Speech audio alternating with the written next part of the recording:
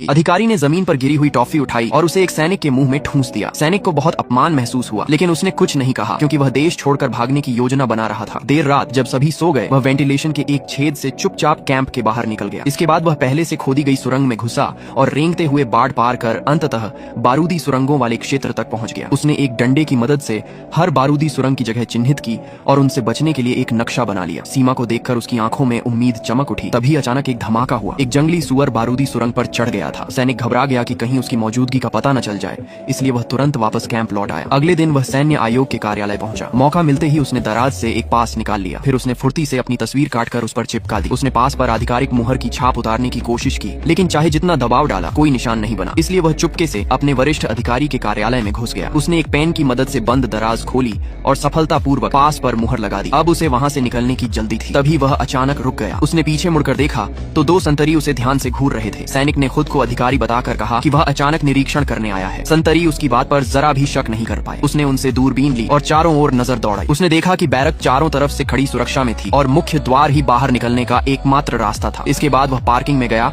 और एक एक गाड़ी की जांच करने लगा। उसने देखा कि एक कार की चाबी अभी भी इग्निशन में लगी हुई थी। वह ड्राइवर बनकर दावत हॉल पहुंचा और वहां एक नशे में धुत अधिकारी की मदद करने का नाटक किया। फिर वह उस अधिकारी को कार में बिठाकर निकल पड़ा। जैसे जैसे कार मुख्य द्वार के करीब पहुंच रही थी, उसकी धड़कनें तेज होती जा रही थी। तभी अचानक किसी ने उसके कंधे पर हाथ रखा। सौभाग्य से वह अधिकारी केवल प्यासा था और पानी मांग रहा था। कार में अधिकारी को देखकर गार्ड ने तुरंत उन्हें जाने दिया। सैनिक सफलतापूर्वक बैरक से बाहर निकल आया। जब अधिकारी का नशा उतरा तो उसने खुद को एक खेत में सोता हुआ पाया। उधर सैनिक अपनी आजादी की खुशी में डूबा हुआ था कि अचानक कार बंद हो गई। पेट्रोल खत्म हो चुका था। इस वजह से वहां से गुजर रही एक सैन्य टुकड़ी का ध्यान उसकी ओर गया। सैनिक ने अपना नकली पास दिखाया और फिलहाल उन्हें धोखा देने में सफल रहा। उसने उनसे कहा कि वह एक गुप्त मिशन पर है और उसे आगे तक छोड़ दिया जाए, लेकिन एक अधिकारी को कुछ गड़बड़ लगी। उसने तुरंत मुख्यालय से संपर्क करना चाहा। सैनिक ने झट से फोन छीन लिया और फिर अधिकारी के हाथ से बंदूक भी छीन ली। एक पल में गाड़ी के अंदर भयंकर संघर्ष शुरू हो गया। कार नियंत्रण खो बैठी, सड़क किनारे लगे संकेत चिन्ह से टकराई और कई बार पलट गई। कुछ ही देर में पीछा करने वाली बड़ी सैन्य टुकड़ी वहां पहुंच गई और सैनिक को चारों तरफ से घेर लिया। सैनिक ने गोली लगने का नाटक किया और जमीन पर गिर पड़ा। तभी सैनिकों ने गोली चलाना बंद कर दिया और वहां से चले गए। उसने मौके का फायदा उठाया और पूरी ताकत से आगे दौड़ पड़ा। एक अधिकारी ने उसे देख लिया और तुरंत पीछा करने का आदेश दे दिया। कोई दूसरा रास्ता न देखकर सैनिक नदी में कूद गया और अंततः पीछा करने वालों से बच निकला। नदी की तेज धारा उसे बहाकर किनारे तक ले आई और वह बच गया। वह पूरी रात और फिर पूरा दिन लगातार दौड़ता रहा। आखिरकार वह सीमा तक पहुंच गया। उसने सीमा पर मौजूद संपर्क अधिकारी का संचार उपकरण उठाया और अपनी पहचान बताई। तभी वह अधिकारी भी